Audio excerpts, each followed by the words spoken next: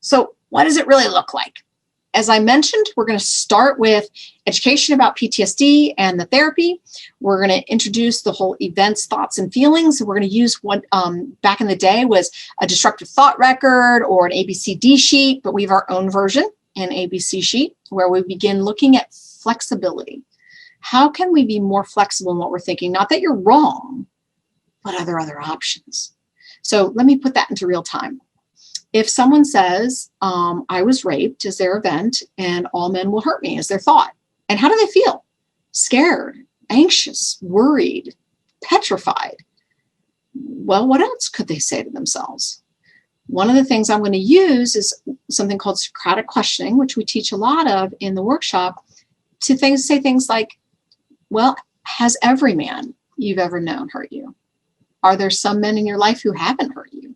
Are there some men you still see around in your world who have not hurt you? And maybe she'll say, well, you know, my brother has actually always been there for me. Well, then when you say I was raped and your first thought is all men will hurt me, is there any way you can have another statement, not that the first one's wrong, but another one that would include your brother? She might come up with, well, you know, a lot of men have hurt me, but there are other people like my brother out there who probably wouldn't hurt me. And we'll say, how do you feel when you think about it that way? Well, less anxious, right? So it's just a very gentle process at the beginning of using the ABC sheet daily at first on just life events. And then in session 3 for that week, we actually look at it in a more focused way on their traumatic event.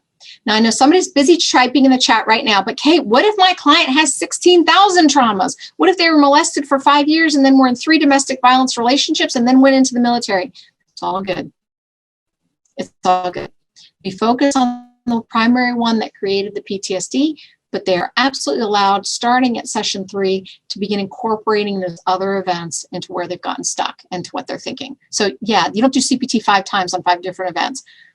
We absolutely incorporate all of that information as we go along.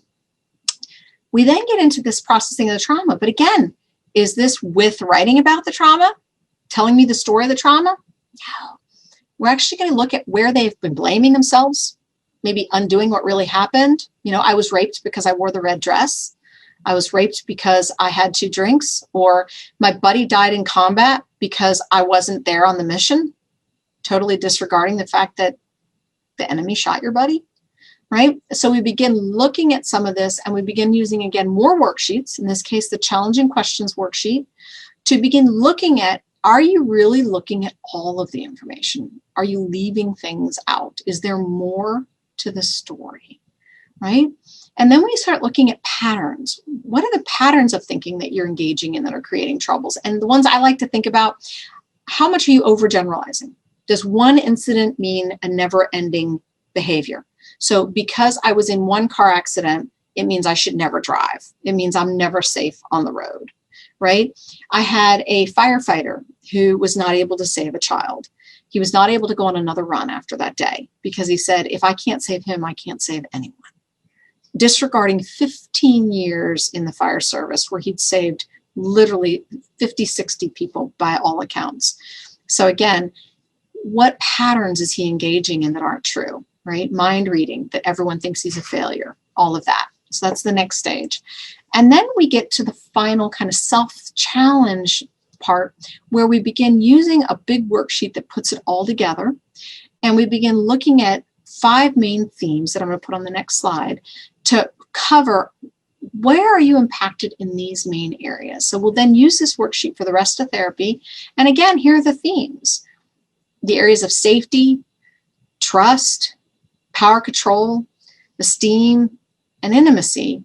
But folks, what else? Could be anger, could be religion, could be moral injury that went with the religion, their values.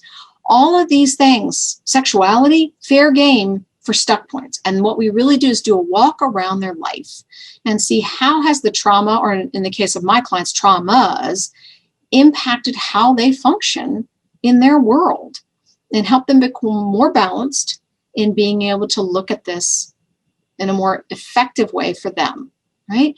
And while they're doing this, guess what happens? The amygdala starts to calm down. and it doesn't overreact as much. And even when it does react, the client now has a skill for calming that amygdala reaction. Does it on its own by doing these daily sheets, right? And then finally, what we do is we move them into facing the future, where they begin looking at how they've been impacted by the trauma, comparing it to the beginning of therapy, and focus on where are we going to go from now? What more do you need? And most of the time, they don't need more therapy. We discharge them from therapy. Obviously, if they have substance use issues, then we're going to go ahead and put them back towards their substance use program. But most of the time, they're discharged without ongoing care because they just don't need it, right?